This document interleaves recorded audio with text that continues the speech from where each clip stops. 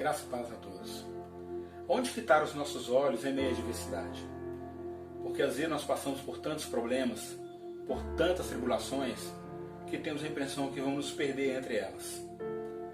E pensando sobre isso, estava fazendo uma reflexão na Palavra de Deus, que se encontra no Evangelho de Mateus, capítulo 14, onde nos ensina que, certa feita, os discípulos estavam dentro de um barco em meio a uma forte tempestade.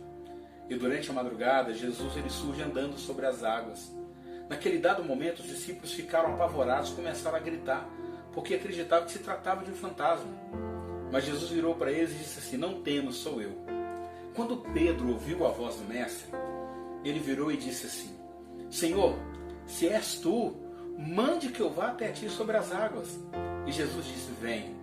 Pedro foi encorajado. E naquele exato momento, ele sai do barco e começa a andar sobre as águas de encontro a Jesus. Enquanto seus olhos estavam fitados em Cristo, Pedro rompia a tempestade. Mas quando ele parou para observar a força do vento, ele começou a submergir.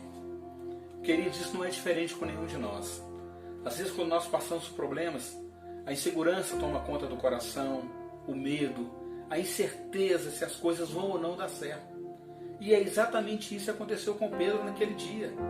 Mas o que Pedro fez? Percebendo que estava sendo vencido pela tempestade, ele clamou ao Senhor por socorro.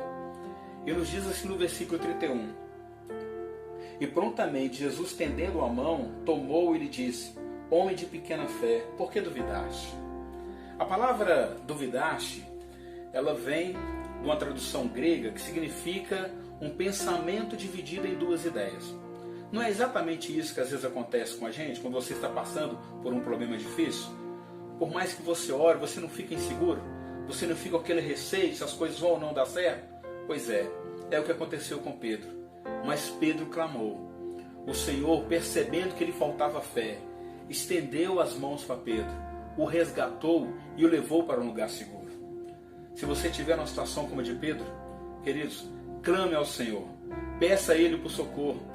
Ele vai estender as mãos e vai levar você para um lugar seguro. Que Deus abençoe a todos.